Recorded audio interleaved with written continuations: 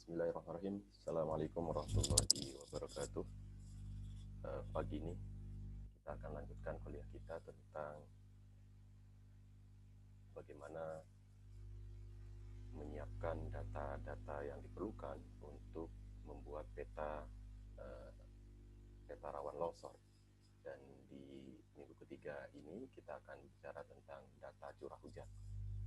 Jadi sebagai pengingat bahwa kita memerlukan paling sedikit 3 data utama untuk bisa membuat peta rawan longsor ini.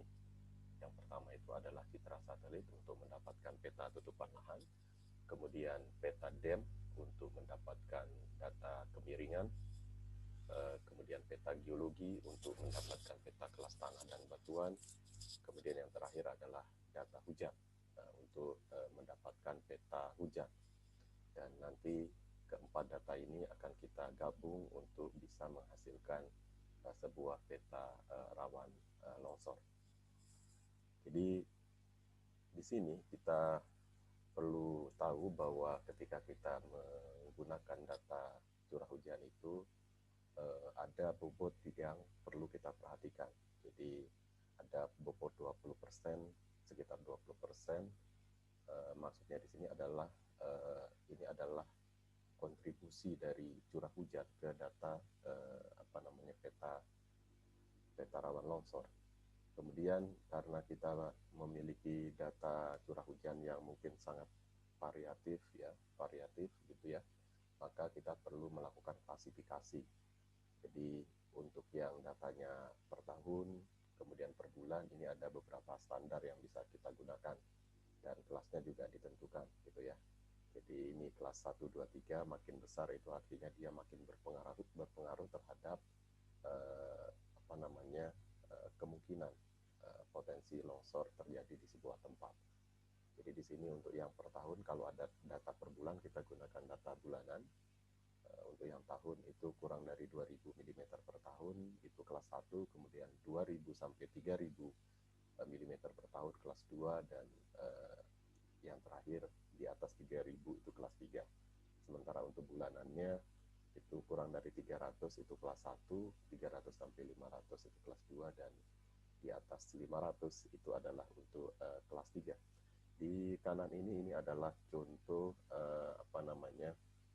peta curah hujan ya pada 2 bulan yang berbeda di tahun 2017 ya, A dan B. Jadi kalau kita perhatikan di sini yang A ini adalah data bulan Juli 2016 dan B ini adalah data bulan Maret 2017 ya, dua bulan yang berbeda pada tahun yang berbeda. Jadi kita perhatikan di sini ternyata bahwa curah hujannya itu berbeda antara dua bulan ini. Jadi yang di sini kalau kita lihat ini dia makin uh, ke hijau, dia makin banyak airnya, kemudian makin rendah itu dia berwarna merah. Oke, baik, selanjutnya itu adalah bahwa kita ketahui bahwa data curah hujan itu adalah data titik ya, data vektor dalam format titik. Sehingga ini adalah salah satu contoh bagaimana caranya menyiapkan data poligon ya, data poligon dari data-data titik yang tersebar. Bisa saja tersebarnya itu adalah sporadis, bisa saja tersebarnya itu adalah beraturan. Sehingga di sini langkah-langkah yang mungkin perlu kita lakukan itu adalah kita perlu selain mendapatkan datanya tentunya, misalkan kalau data curah hujan kita bisa dapatkan dari BMKG atau misalkan data stasiun cuaca mandiri yang ada di lapangan. Jadi kita perlu lakukan plotting data. Kemudian yang kedua itu adalah ketika kita plotting data gitu, bisa jadi nanti kalau kita menggunakan APS misalkan itu kita masih dalam format event. Jadi datanya itu event, bukan feature class, sehingga kita perlu ubah menjadi feature class. Nah, selanjutnya ini yang paling penting di sini itu adalah spatial interpolation. Jadi bahwa karena data kita ini adalah sebaran titik-titik ya, maka banyak sekali lokasi yang tidak memiliki data, maka kita harus melakukan interpolasi untuk menutup data-data yang lokasi-lokasi yang datanya tidak tersedia tadi. Jadi kita lakukan spatial interpolation, bisa dengan berbagai macam. Nanti bisa lihat misalkan di mata kuliah konversi data spasial, di situ tersedia berbagai macam metode untuk melakukan interpolasi spasial. Salah satunya adalah inverse distance weighting di IDW atau IDW. Kemudian selanjutnya adalah bahwa setelah kita menghasilkan sebuah data ya dari proses interpolasi spasial itu, data yang kita peroleh itu nantinya formatnya adalah raster. Nah, dia format raster, maka ketika kita ingin melakukan konversi dari raster ke polygon, maka kita harus melakukan reclassify dulu untuk memastikan bahwa data kita itu, pixel-pixel kita itu dalam format integer. Karena kalau dia desimal atau float desimal itu atau double desimal, double float gitu ya, itu kita tidak bisa melakukan konversi dari raster ke polygon. Nah, ini adalah salah satu contoh ketika kita sudah melakukan proses interpolasi spasial tadi, kita akan dapat data raster ya, data raster yang tersebar seperti ini. Ini kebetulan contohnya ini adalah data elevasi ya. Sebagai contoh titik-titik tinggi ya, kalau kita punya titik tinggi jadinya seperti ini, kalau kita punya titik hujan juga bisa nanti dengan dengan cara yang sama.